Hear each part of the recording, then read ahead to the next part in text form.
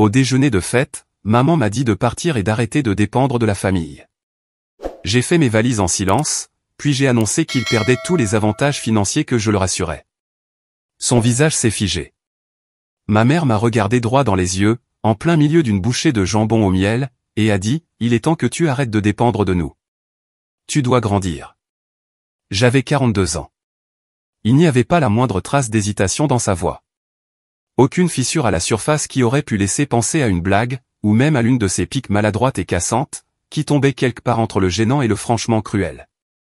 Non, cette fois, c'était tranchant. C'était une flèche décochée, comme si elle avait attendu des années pour le dire. Le silence s'est fait dans la pièce.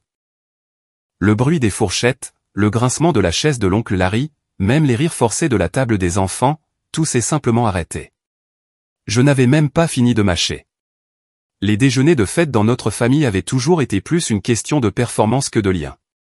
Le rôti était sec, le vin bon marché, les conversations chargées de sous-entendus.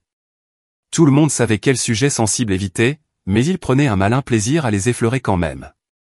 Chaque Thanksgiving, Noël, ou déjeuner de printemps se transformait en cette étrange petite pièce de théâtre, où nous prétendions tous nous apprécier pour le bien de la tradition. Mon père, Karl, arrangeait le centre de table comme s'il préparait un hôtel. Mon frère Steve arrivait toujours en retard, généralement à moitié ivre, encore dans ses bottes de travail et sentant le diesel. Et Bobby, mon jeune frère, s'accrochait à son rôle de martyr de la famille, toujours prêt à sacrifier son propre confort pour le bien des apparences, et à nous le rappeler à tous. J'étais assise à la longue table en chêne qu'ils avaient depuis mon enfance. L'une des rares choses dans cette maison qui n'avait pas été cassée, brûlée, ou qui n'était pas partie. Nous étions 12 ce jour-là, 3 frères et sœurs, 2 cousins, les 2 parents, une poignée de conjoints, et moi. L'intruse, la célibataire, celle sans mari, sans enfant, et apparemment, sans place à cette table. La pique n'est même pas venue de nulle part. J'avais apporté une bouteille de vin rouge d'un vignoble de Napa que j'avais visité le mois dernier, et je l'avais délicatement posée à côté des petits pains. Bobby a jeté un œil à l'étiquette et a ricané avant de marmonner quelque chose à propos du vin californien et des femmes seules. Personne n'a ri, non pas parce que ce n'était pas drôle, mais parce que tout le monde savait qu'il le pensait. Bobby avait toujours porté ce ton amer comme un trophée, gagné en restant près de la maison, en élevant 3 enfants sous un toit qui fuyait, et en appelant cela de la force. J'ai ignoré, comme je le faisais d'habitude. J'ai appris très tôt que le silence avait du pouvoir, et qu'il les déstabilisait plus que n'importe quelle réplique cinglante que j'aurais pu offrir. Alors, je me suis simplement versé un verre, j'ai porté un petit toast au fait d'être là, et j'ai avalé le goût du ressentiment comme si c'était la dinde sèche que mon père cuisait trop chaque année. Mais ma mère, elle, ne laissait jamais les choses en l'état. Jamais. Si quelque chose ne correspondait pas à sa définition dépassée de la famille, elle se sentait le droit de le réparer, ce qui signifiait en réalité le couvrir de honte jusqu'à ce qu'il plie ou se brise. Et apparemment, aujourd'hui était le jour où elle avait décidé que j'avais brisé quelque chose. Il est temps que tu arrêtes de dépendre de nous. Cette phrase a frappé plus fort qu'elle n'aurait dû. Non pas parce qu'elle était vraie, mais parce qu'elle était si éloignée de la réalité. C'était comme un mauvais rêve. Dépendre d'eux? C'est moi qui avais payé pour le toit sous lequel ils étaient assis. L'eau qui coulait dans leurs tuyaux, le chauffage qui les gardait au chaud, même le nouveau four que mon père utilisait pour trop cuire ce fichu jambon, tout cela venait de moi. Discrètement, efficacement, anonymement de moi. Ils n'en avaient aucune idée. Les mots bourdonnaient à mes oreilles. Mon instinct était de me défendre, d'énumérer les 1000 choses que j'avais couvertes, réparées, sauvées, ou cachées pour maintenir l'illusion intacte. Mais alors, quelque chose d'étrange s'est produit. J'ai ressenti un calme, comme si quelqu'un avait enfin brisé la vitre, et que je n'avais plus besoin de tout maintenir en place. J'ai jeté un regard autour de la table, j'ai remarqué que personne ne me regardait, pas même mon père, qui remuait son verre d'eau comme s'il espérait que cela le rendrait invisible. Personne n'a parlé. Personne ne l'a arrêté, parce qu'il ne pensait pas qu'elle avait tort. J'ai essuyé lentement ma bouche avec une serviette en tissu, en prenant soin de ne pas me presser. Je l'ai pliée une fois, puis une autre. Je l'ai posé soigneusement à côté de mon assiette, le jambon intact maintenant froid, le verre de vin à moitié plein. Je n'ai pas dit un mot, je me suis juste levé, j'ai marché jusqu'au placard à manteau près de la porte d'entrée, et je l'ai ouvert comme si j'entrais dans un lieu sacré.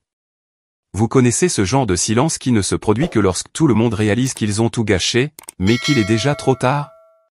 C'est ce que j'ai entendu derrière moi. Des chaises qui bougent légèrement, des fourchettes qui tapotent à nouveau les assiettes, dans de petits rythmes maladroits. Un des enfants s'est mis à fredonner. Mon manteau semblait plus lourd que d'habitude. Peut-être parce que cette fois, il ne me gardait pas seulement au chaud. Il portait le poids de chaque dette impayée, de chaque cadeau sans remerciement, de chaque insulte avalée au cours des 20 dernières années. En enfilant mes bras dans les manches, j'ai senti un sourire se dessiner au coin de ma bouche. Pas un grand sourire, juste assez pour savoir que j'avais atteint le bord de quelque chose. Peut-être la liberté, peut-être la vengeance, probablement les deux. J'ai remonté la fermeture éclair et je me suis retourné lentement. Pas de drame, pas de larmes, pas de long discours. Merci pour le déjeuner, ai-je dit. Et sur ce, je suis sorti en souriant. La porte s'est refermée derrière moi avec cette sorte de finalité qu'on n'entend généralement que dans les films. Le genre de scène où le personnage principal s'éloigne d'une explosion sans même jeter un regard en arrière. Sauf que cette explosion n'était pas enflammée. Elle était froide et silencieuse. Le genre qui vous laisse un bourdonnement dans les oreilles et un arrière-goût que vous ne pouvez pas identifier. Je suis sorti dans l'air froid de décembre, avec rien d'autre que mon portefeuille dans une poche et mes clés serrées dans mon poing, comme si je m'accrochais à quelque chose de réel dans un monde qui semblait soudainement faux. Personne n'a suivi. Personne n'a appelé. Personne n'a même demandé si j'allais bien. Et cela m'a dit tout ce que j'avais besoin de savoir. Le silence était une confirmation. Et je n'étais plus surprise. Ma voiture était garée au bord du trottoir, là où je l'avais laissée. Je me suis glissé sur le siège du conducteur comme je l'avais fait 1000 fois auparavant, sauf que cette fois, quelque chose en moi avait changé. Je ne partais pas seulement d'un déjeuner de famille. Je laissais quelque chose de plus grand derrière moi, quelque chose que j'avais porté sur mon dos pendant des décennies, sans un seul merci ni la moindre reconnaissance. Je suis resté assise là 1 minute, laissant le moteur tourner au ralenti, regardant la condensation embuer les vitres, tandis que ma respiration ralentissait après la tempête que je ne leur avais pas montrée. Mon téléphone a vibré sur le siège passager. Un texto, probablement de Bobby, probablement quelque chose de passif-agressif et mal orthographié. Mais je n'ai pas pris la peine de regarder. Pas encore. Quand je suis rentré à la maison, mon appartement semblait différent. Peut-être que c'était moi. Peut-être que le fait de partir sans une dispute, sans une seule larme, avait ouvert une fenêtre en moi que je ne savais pas sceller. J'ai enlevé mes bottes et je suis resté dans l'entrée 1 seconde, juste en respirant. Les lumières étaient encore allumées. L'appartement sentait encore la bougie au pain que j'avais allumée ce matin-là. Mais je me sentais comme une étrangère dans mon propre espace, comme si j'avais vieilli de 10 ans en l'espace d'un déjeuner de 90 minutes, avec des gens qui pensaient me connaître, mais qui n'avaient pas pris la peine de vraiment regarder depuis 20 ans. Je me suis versé un verre du bon vin, celui que je n'apportais jamais chez eux parce que je savais qu'il ne serait pas apprécié, versé dans des gobelets en plastique rouge et laissé à l'air libre à côté d'un plat de haricots verts pas assez cuits. Je n'ai pas porté de toast. Je n'ai rien dit. J'ai juste bu lentement, comme si j'essayais de savourer l'instant au lieu de simplement y survivre. Puis je suis allé dans ma chambre, j'ai sorti ma valise de sous le lit, et j'ai commencé à faire mes bagages. Je n'allais nulle part. Pas vraiment. Mais quelque chose en moi avait besoin de ce rituel. L'acte de bouger, de rassembler mes affaires, de me préparer à partir, même symboliquement, était une sorte de baume. J'ai plié mes vêtements avec soin, non pas parce qu'ils étaient chers, mais parce qu'ils étaient à moi. Entièrement à moi. Personne ne m'avait aidé à les acheter. Personne n'avait jamais fait ma lessive. Personne ne m'avait jamais rien donné sans contrepartie. Cette pensée me brûlait un peu, mais pas assez pour m'arrêter. J'ai fait 4 sacs en 3 minutes. Ça fait 45 secondes par sac, non? Je ne suis pas un génie en maths, mais ça me semblait à peu près exact. La vitesse ne venait pas de la panique. Elle venait de la clarté. Je ne fuyais rien. J'organisais l'épreuve. Chaque vêtement, chaque dossier, chaque tiroir vidé dans un sac de sport ressemblait à une nouvelle ligne tracée dans le sable.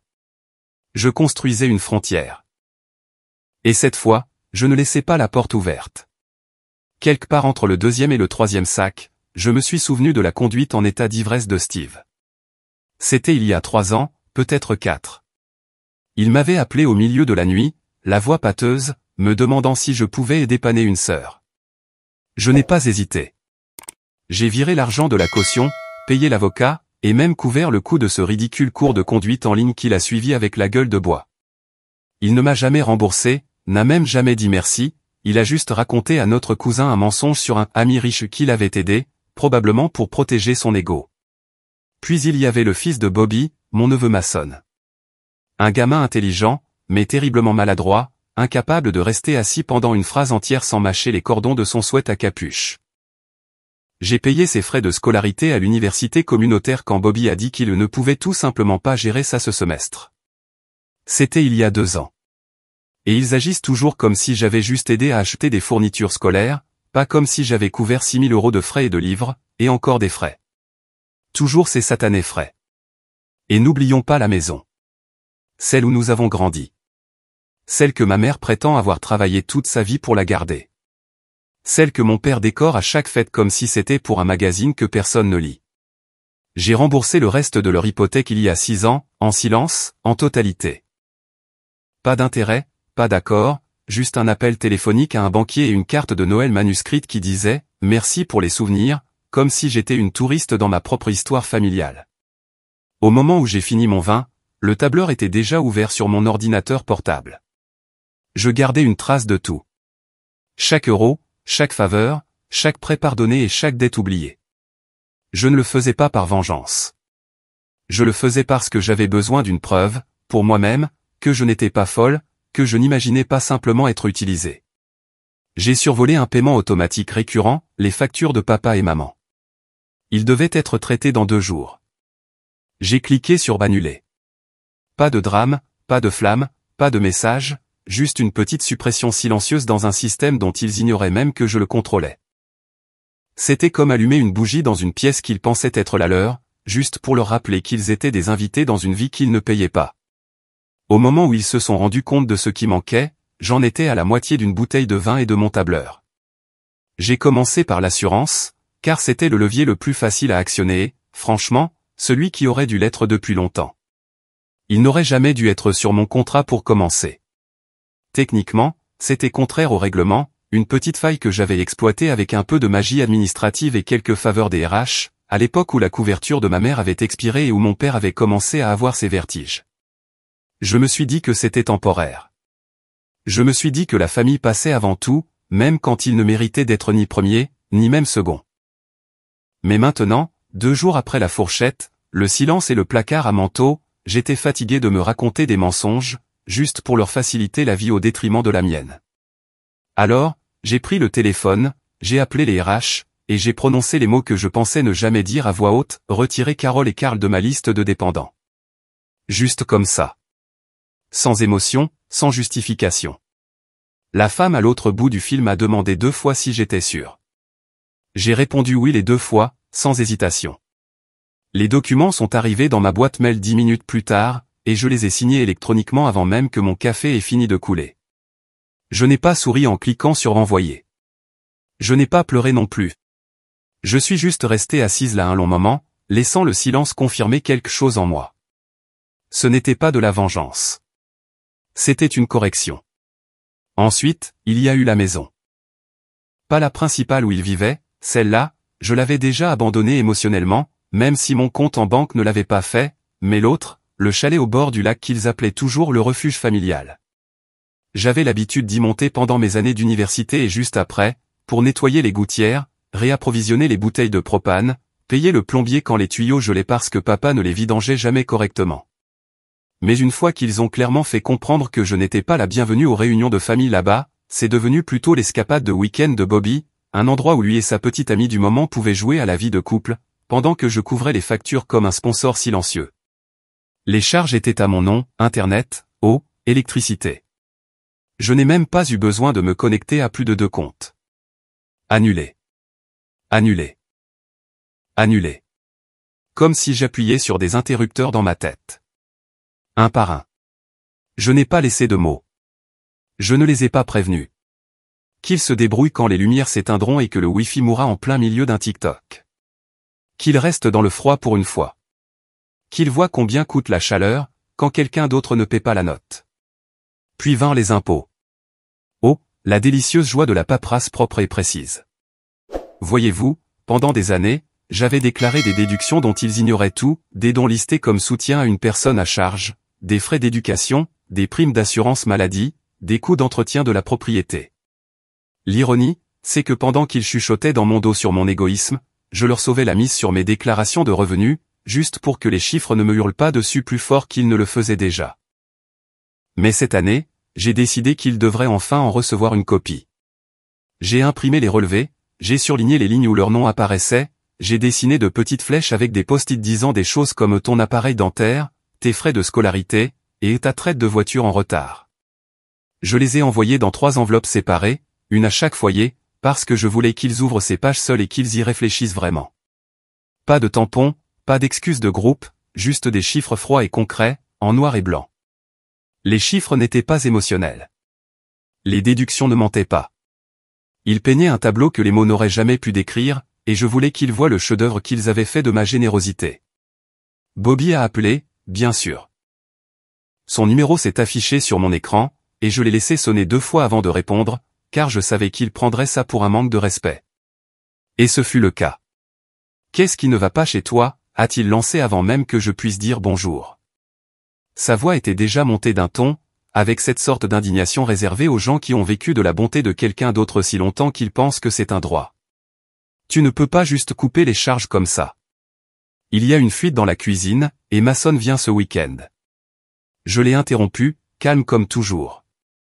Je ne suis ni ta propriétaire, Bobby, ni ton sponsor, ni ton distributeur de billets. Il a eu un hoquet, comme si je l'avais giflé. Waouh. Alors, c'est ça? Tu te crois enfin trop bien pour nous? Non, dis-je en souriant un peu malgré moi. C'est vous qui pensez ça depuis des années. J'ai juste arrêté de m'en excuser. C'est alors qu'il s'est lancé dans une tirade qui ressemblait à un best-of de vieux griefs. Comment j'avais toujours agi avec supériorité, comment j'étais parti et avais oublié d'où je venais, comment l'argent m'avait changé. Je l'ai laissé finir, car j'avais déjà tout entendu auparavant. Juste jamais aussi fort. Et quand il a finalement manqué de souffle, je lui ai abattu ma dernière carte. J'ai payé l'appareil dentaire de ton fils, Bobby. Tu étais censé me rembourser. Tu n'as même jamais essayé. Silence. Un silence pesant, comme une pierre dans la gorge de la conversation. Je traversais une période difficile, a-t-il finalement marmonné. N'est-ce pas notre cas à tous? Dis-je, avant de raccrocher. Pas de cri. Pas de porte qui claque, juste le clic silencieux d'une limite enfin respectée. Je ne m'attendais pas à me sentir bien, mais je ne me sentais pas coupable non plus.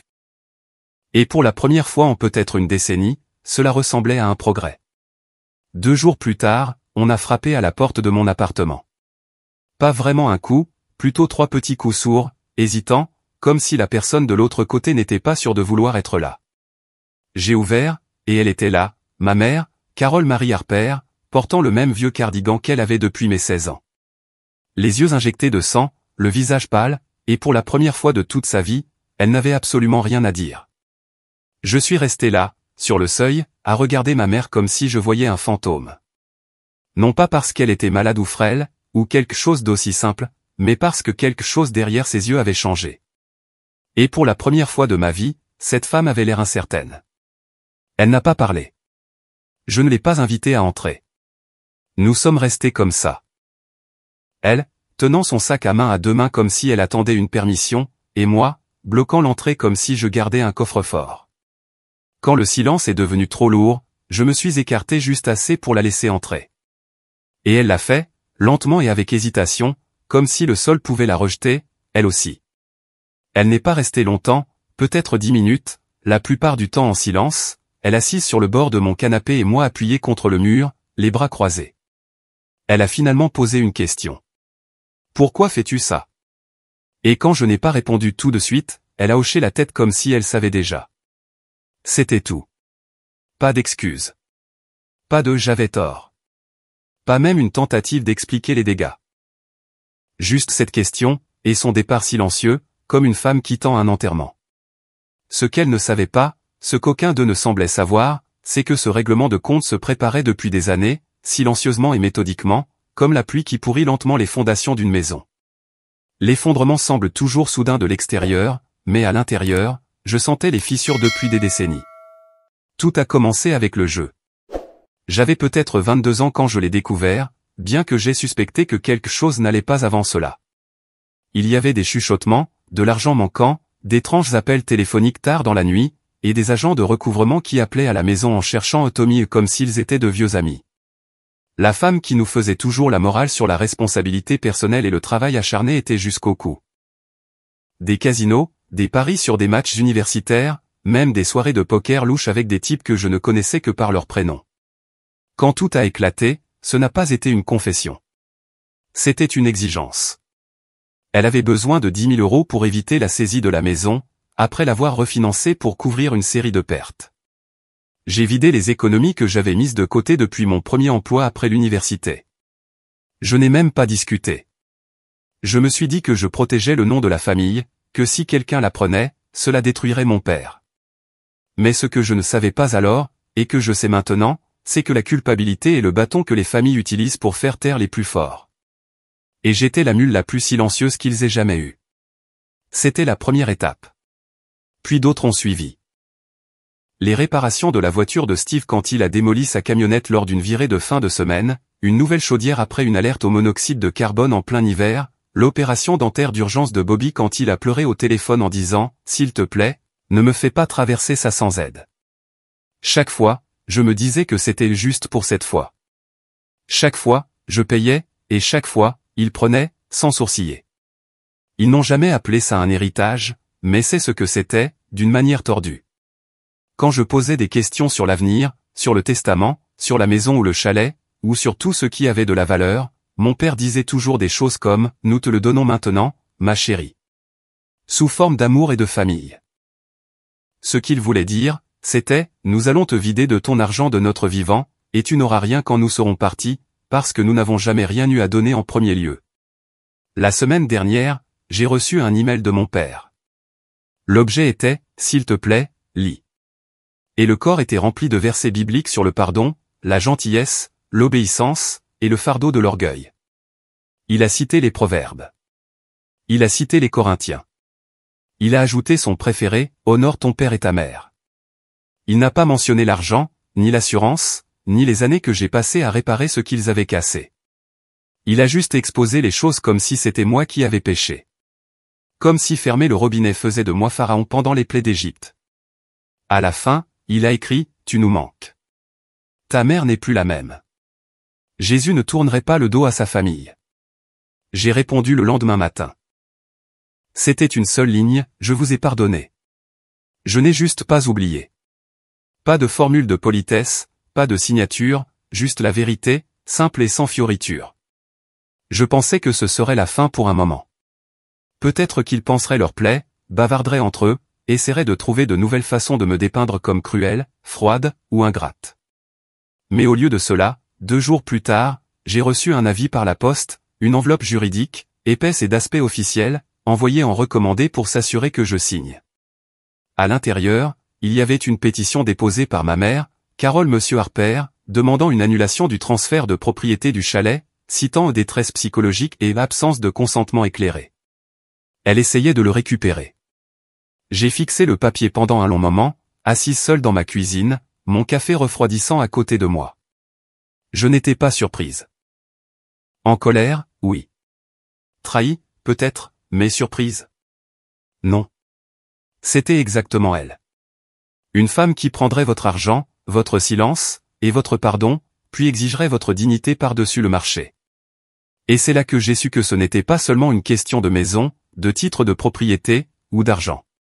C'était une question de contrôle, de ne jamais me laisser être plus que la fille qui se présente, paie, et se tait. Mais cette version de moi n'existait plus. Et maintenant, elle était sur le point de découvrir ce qu'il en coûtait vraiment de mordre la main qui l'avait nourrie. Au moment où j'ai déplié l'avis juridique sur la table de ma cuisine, et que j'ai vu le nom de ma mère imprimé sous la mention requérante, quelque chose en moi a craqué. Mais pas de la manière dont la plupart des gens imaginent. Ce n'était pas violent. Je n'ai pas crié, ni jeté quoi que ce soit à travers la pièce. Je n'ai appelé personne. Pas de texto de colère. Pas de messages vocaux larmoyants à des amis. Ce que j'ai fait, c'est finir mon café froid, rincer la tasse, et marcher calmement jusqu'à mon bureau, où un mince classeur noir étiqueté propriété familiale, chalet du lac était resté intact sur l'étagère du bas pendant 3 ans. Je l'ai sorti, j'ai tourné jusqu'à l'onglet, et elle était là, ma police d'assurance. Pas le genre que l'on déclare à un expert en sinistre, mais le genre qui prouve que l'on n'a jamais été aussi naïf qu'il l'espérait. La clause était une que j'avais exigée lorsque je leur avais transféré l'acte de propriété. C'était un cadeau, comme mes parents insistaient à l'appeler, bien que tout le monde sût que la seule chose que j'avais obtenue en retour était mon nom sur l'acte, et la responsabilité de toutes les dépenses. Lorsque nous avons officialisé le transfert, j'avais fait inclure par mon avocat une clause de réversion, un langage juridique qui signifiait essentiellement que si, à un moment quelconque, la propriété était vendue, transférée à un tiers, ou si les bénéficiaires originaux tentaient de m'exclure des décisions concernant la propriété, elle me reviendrait. Sans poser de questions, sans bataille juridique, juste une réversion automatique, propre et silencieuse. J'avais payé un supplément pour la rendre infaillible. C'est à ce moment-là que j'ai cessé d'être leur bienfaitrice, et que j'ai commencé à être leur plan de secours. Assise en face de mon avocat le lendemain matin, j'ai posé le document devant lui avec une confiance tranquille que je n'avais pas ressentie depuis des années. Il l'a parcouru du regard, a ajusté ses lunettes, et a souri de cette manière lente que les avocats ont quand ils savent que l'autre partie est sur le point d'être prise au dépourvu. « Vous avez été intelligente d'inclure cela », dit-il en tapotant la clause avec son stylo. Elle n'a aucune idée de ce dans quoi elle s'est embarquée. Mais moi, je le savais. Je savais depuis des années que, finalement, la gratitude pourrirait et que le ressentiment fleurirait à sa place. Ils n'aimaient pas me devoir quelque chose. Pas vraiment. Cela piquait leur orgueil. Cela tordait leurs souvenirs jusqu'à ce qu'ils puissent à peine se souvenir des fois où je les avais sauvés de la ruine, mais pouvaient réciter chaque moment où j'avais dit non, où j'avais disparu, ou où j'avais manqué à l'appel pour une autre fête épuisante. Ce qu'ils détestaient le plus, ce n'était pas que j'ai du pouvoir. C'était que j'ai la possibilité de partir. Et maintenant, je l'avais enfin saisi. Quand j'ai demandé à les rencontrer, j'ai choisi l'endroit avec soin, pas un cabinet d'avocat, ni la maison de qui que ce soit. J'ai choisi le dîner sur la 5e et Kennedy, celui où nous allions après l'église quand j'essayais encore de gagner leur approbation, avant de réaliser que ce genre d'amour venait avec trop de factures. Je me suis assise dans une banquette d'angle sous des néons vacillants, et je les ai regardés entrer tous les 4, maman, papa, Bobby, et Steve, comme une sorte de parade fatiguée de mauvaises décisions, vêtus de lourds manteaux et d'un silence encore plus lourd. Personne n'a commandé. Personne n'a fait la conversation. Ma mère regardait partout sauf moi, et Bobby se rongeait l'ongle du pouce comme si cela pouvait lui donner une excuse suffisante pour éviter le contact visuel. J'ai attendu 1 minute entière avant de faire glisser un dossier épais sur la table. Il contenait des copies de la clause, un détail de tout le soutien financier que j'avais fourni depuis mes 23 ans, et une dernière feuille intitulée « Ce que je ne suis plus disposé à faire ». Ils n'ont pas parlé en parcourant les pages. Steve a plissé les yeux devant un chiffre surligné en bas et a marmonné « Tu as payé autant pour ma cure de désintoxication ». Mais je n'ai pas répondu. J'ai juste continué à regarder leur visage changer, alors que la vérité qu'ils avaient ignorée pendant des années atterrissait devant eux comme une tempête silencieuse et indéniable. Finalement, ma mère s'est raclé la gorge. « Pourquoi maintenant ?» demanda-t-elle, la voix basse, les mains tremblant légèrement sur le bord du dossier. Je l'ai regardé un long moment avant de répondre. Parce que j'ai réalisé que j'étais la seule à maintenir cette famille à flot. Et au lieu d'être reconnaissant, vous m'avez traité comme un fardeau, comme si j'avais de la chance d'être toléré. Sa bouche s'est légèrement ouverte, puis s'est refermée. Rien n'est sorti. Je pense qu'à ce moment-là, elle n'avait vraiment pas les mots. Non pas parce qu'elle ne voulait pas se défendre, mais parce qu'elle était finalement à court de mensonges sur lesquels s'appuyer. Mon père avait l'air sur le point de pleurer, mais pour une fois, je ne me suis pas senti obligé de le réconforter. Bobby avait l'air furieux, mais c'était toujours le cas quand quelqu'un d'autre contrôlait le récit. Steve avait juste l'air fatigué.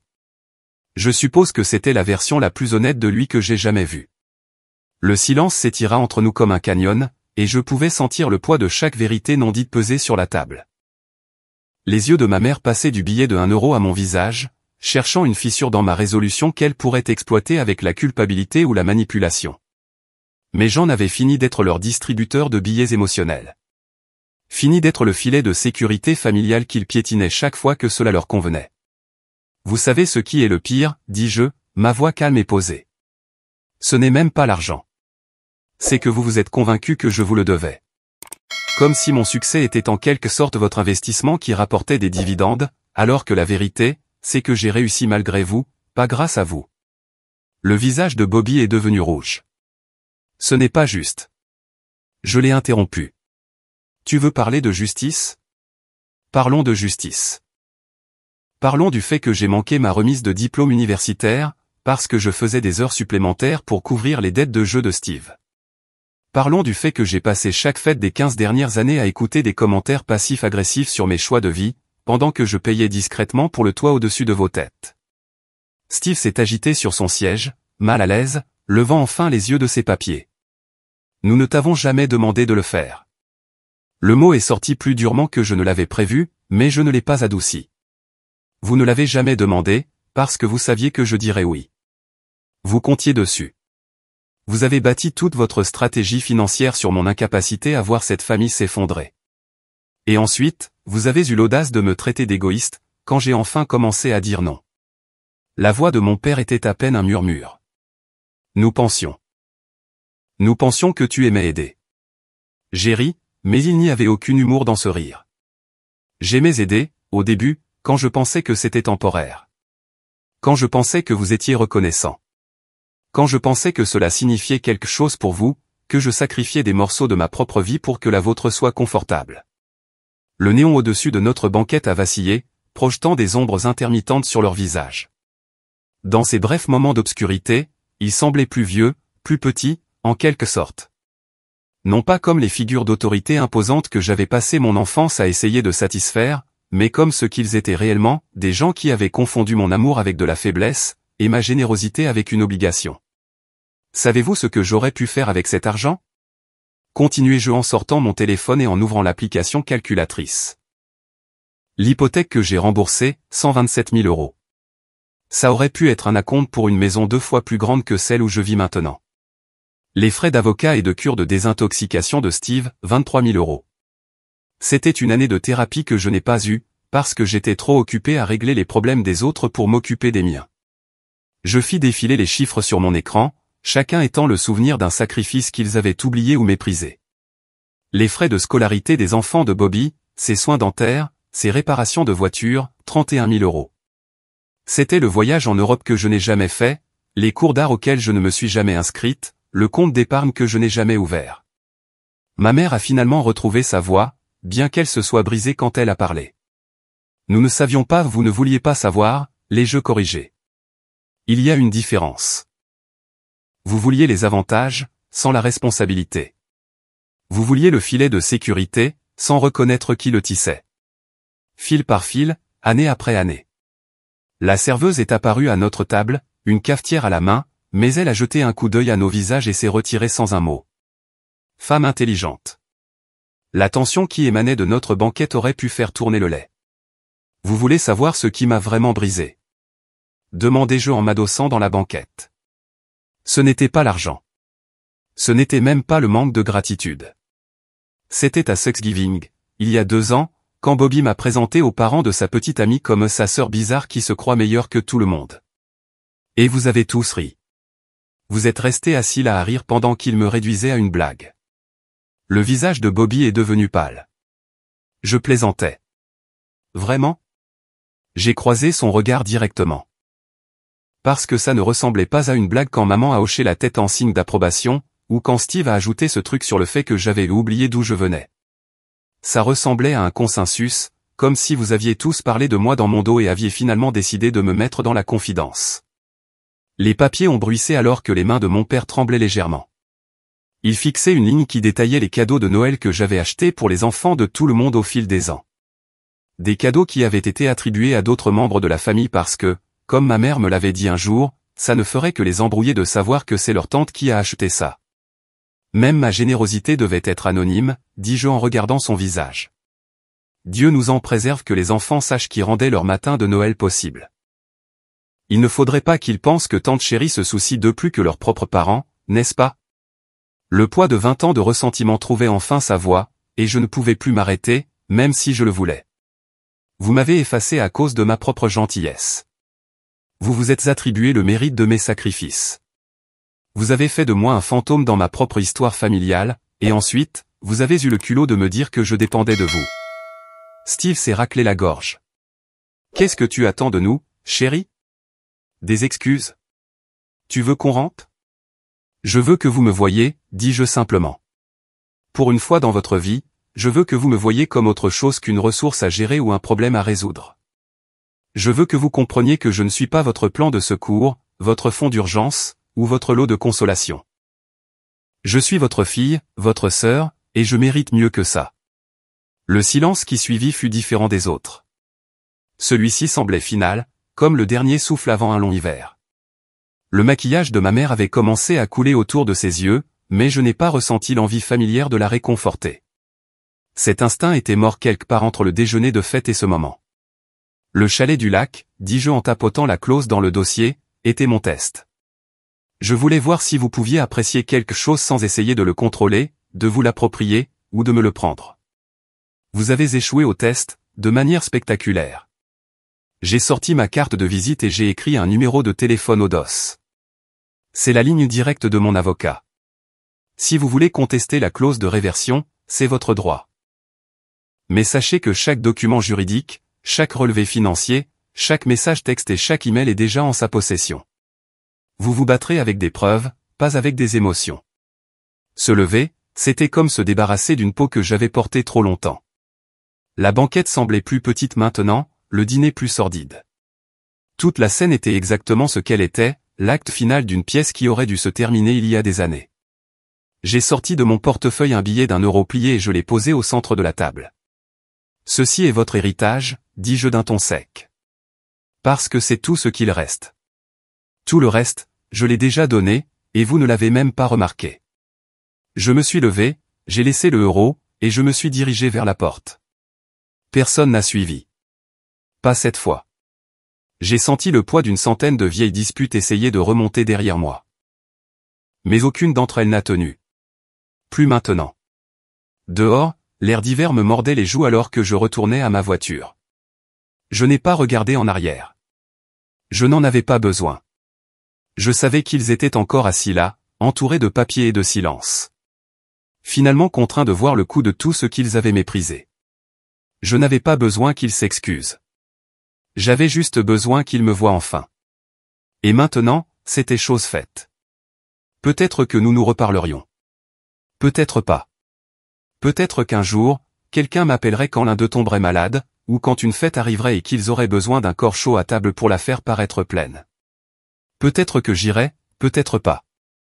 Mais pour l'instant, la seule chose que je savais avec certitude, c'est que je ne les avais pas perdus. C'est eux qui m'avaient perdu. Cette nuit-là, de retour dans mon appartement, je n'ai pas pleuré. Je n'ai pas ragé. Je ne me suis même pas versé un autre verre de vin. Je me suis assise sur le canapé, les jambes repliées sous moi, fixant la seule lampe qui brillait dans un coin de la pièce. Le calme ne semblait plus pesant. Il semblait mérité. Pendant des années, j'avais été l'échafaudage qui soutenait une maison en ruine, me convainquant que si je me tenais plus fort, plus longtemps, peut-être que les murs ne s'effondreraient pas. Mais un échafaudage n'est pas fait pour durer éternellement. Il est fait pour être démonté, une fois que la structure est solide. Et ma famille, elle, n'a jamais été solide. C'étaient des poutres pourries recouvertes de peinture fraîche, et j'en avais fini de faire semblant. Le lendemain matin, je me suis réveillé plus tôt que d'habitude. La ville à l'extérieur de ma fenêtre commençait tout juste à s'animer. Le ciel était baigné de cette lumière gris bleuté qui rend tout plus froid qu'il ne l'est. J'ai préparé du café et j'ai ouvert mon ordinateur portable. Pour la première fois depuis des années, il n'y avait pas de tableur qui m'attendait, pas de bilan de dette due et de faveurs cachées. J'avais fermé tous les comptes, coupé toutes les ficelles. À la place, j'ai ouvert un document vierge. En haut, j'ai tapé « ce que je me dois à moi-même ». Le curseur clignotait, comme un métronome, régulier et patient. J'ai écrit la première ligne sans hésitation, la tranquillité d'esprit. La deuxième est venue aussi vite, la liberté de choisir qui mérite mon temps. La troisième a mis plus de temps, mais quand elle est arrivée, j'ai senti ma gorge se serrer, la permission d'arrêter de m'excuser de survivre selon mes propres termes. À midi, la page était remplie. Non pas de chiffres, non pas de dettes, mais de promesses. Des promesses à moi-même. Je l'ai imprimé et je l'ai épinglé sur le tableau en liège au-dessus de mon bureau, là où vivaient autrefois de vieux reçus et des rappels en retard. C'était comme accrocher un nouveau type de contrat, un où la seule signature qui comptait était la mienne. Une semaine a passé. Pas d'appel téléphonique, pas de visite surprise, pas de lettre recommandée. Le silence s'est étiré, mais il ne m'a pas étouffé. Il m'a donné de l'espace pour réfléchir, de l'espace pour respirer. J'ai commencé à faire de longues promenades le soir, dans des rues où j'avais vécu pendant des années, mais que je n'avais jamais vraiment remarqué. La boulangerie du coin qui sentait toujours la cannelle. Le petit parc où les enfants gravaient leurs noms sur les bancs en bois. C'était comme se réveiller dans une ville que je n'avais jamais vue auparavant, même si elle avait toujours été la mienne. Puis, un après-midi, alors que j'étais assise sur un banc près de la rivière, mon téléphone a vibré. Un numéro que je ne reconnaissais pas. Contre toute attente, j'ai répondu. Chérie. La voix était douce, hésitante. C'était ma cousine Anna. Nous ne nous étions pas parlé depuis des années. Pas depuis qu'elle avait déménagé dans l'Ouest. Oui, dis-je, prudente. J'ai entendu ce qui s'est passé, à propos de la famille, du chalet. Elle a fait une pause, comme si elle décidait de la quantité de vérité à révéler. Je voulais juste te dire que je suis fier de toi. Personne ne leur avait jamais tenu tête avant. Pendant une seconde, je n'ai pas su quoi dire. Les compliments de la famille étaient toujours venus avec des conditions, mais la voix d'Anna était stable, chaleureuse, sans arrière-pensée. Merci, ai-je finalement murmuré, et pour une fois, j'y ai cru. Quand l'appel s'est terminé, je suis restée assise là longtemps, regardant l'eau onduler sous le pont. Pour la première fois depuis des décennies, j'ai ressenti quelque chose qui ressemblait à de l'espoir. Pas le genre fragile qui se brise sous le poids des attentes, mais le genre stable qui grandit en silence, profondément enraciné, impossible à ébranler. Parce que la vérité, c'est que je n'étais pas parti les mains vides. Je n'avais pas perdu ma famille. Je m'étais gagné moi-même. Et cela valait plus que n'importe quel héritage, n'importe quelles excuses, ou n'importe quelle place à leur table ne le pourrait jamais.